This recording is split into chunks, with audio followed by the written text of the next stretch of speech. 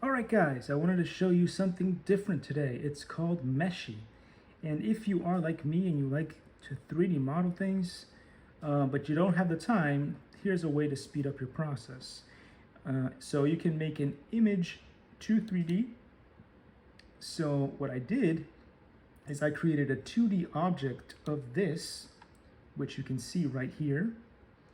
And then I pressed one button, which is generate. That's all I did. It even creates a PBR map for the thing.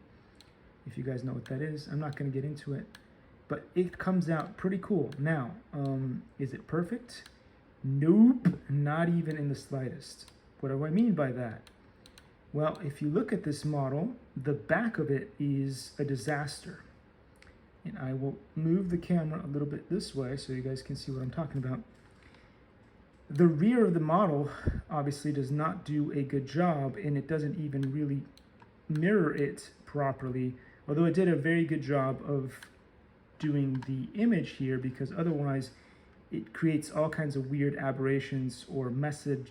It would even like merge the two feet together, and it did some mess earlier where it completely destroyed the neck.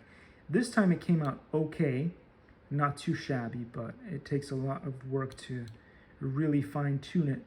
But one of the cool things that you can do here is when it creates this mesh, you can add or remove the amount of polygons. And I like to go in quads, and I went pretty low with this with 1 here, but it should allow you to show the mesh. Now, if I go, I think it was this one, wireframe off. Now wireframe is on, and you can see that it has created the mesh for this. Now again, issue with this software is it does not create a perfectly symmetrical mesh. I can already see that there are problems here on the foot and there on the foot. They are already different from, this would be the right leg.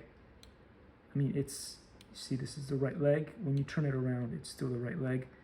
And this is the left leg. If you look at your own body and then look at this, you understand what I'm talking about, hopefully. But anyway, you'll notice that in some areas, it just did not do a good job of converting the model from whatever it was.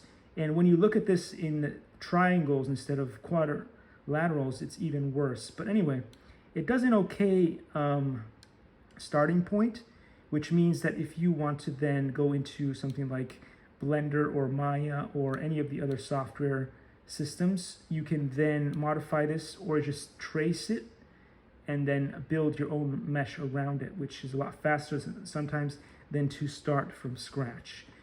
So this is a pretty fun thing that you can do with AI, which can speed up your process a little bit if you are, especially if you're a beginner and if you've never 3D modeled anything. This is a good tool for beginners to get into it. It's a lot easier to start off when you have some basic understanding of how to model, and especially if you're trying to build models the old-fashioned way, which was in quadrilaterals, basically in with a bunch of different squares or rectangles. Then this is a good way to go because it'll save you a lot of time. But if you do things in triangles, what you're going to see is, and I can show you right here, is a disgusting mesh, which is terrible. But part of the reason why I like to do things in quads is because in quads, then it's easier to edit the mesh later on. Look at this mess here, and also it is using a gazillion triangles, which makes it really hard. If you build your 3D model in quads, and then the computer automatically, when it comes to rendering stuff, will turn things into triangles anyway. But there's a big difference between this horrible mess that you see here of triangles and just adding a triangle, which is what it does is it'll take a mesh. Hopefully it'll set it back to the other mesh so you guys can see what it looked like before. It's taking a long time for some reason. I don't know. It's still applying the thing. But what it usually does when the computer adds a triangle and you've created a quadrilateral mesh is it'll go through here and it'll just make a line from one corner of a rectangle to the other, and it'll add triangles that way. That is not going to be as render intensive as what you are finding here. And I always like to work with low polygonal meshes because I did a lot of work with things that would have to run in computer animations and stuff like that. And then if you have to rig the model, which basically means put a skeleton inside this in order to then move the mesh, whenever you're using a very high polygonal model, it just creates a horrible setup, and with all kinds of things that will wig out, as they say. They will just create a crap storm of problems for you.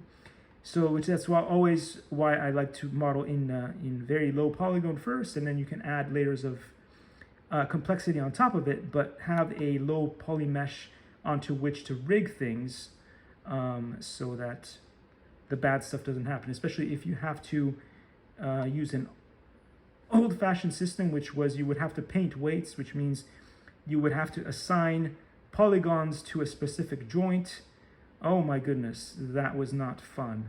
But if you have a small mesh, not a small mesh, but a very low polygonal mesh, something that's in the thousands or even below 1,000 vertices, perhaps even less faces overall. I think usually what I would build was something around I would say maybe 200, maximum 400 faces overall, which is there's going to be I don't know, it kind of counts vertices in a funny way here.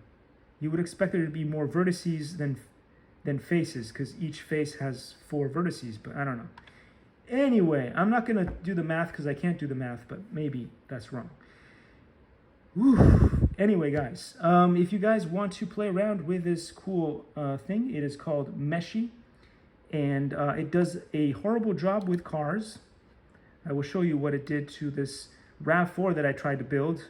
So I would not recommend you to use Meshy for vehicles, but as you saw before, it did a pretty good job with building characters, especially if they're very simplified characters and that are easily turned into sort of, for the most part, symmetrical objects. It does okay with those.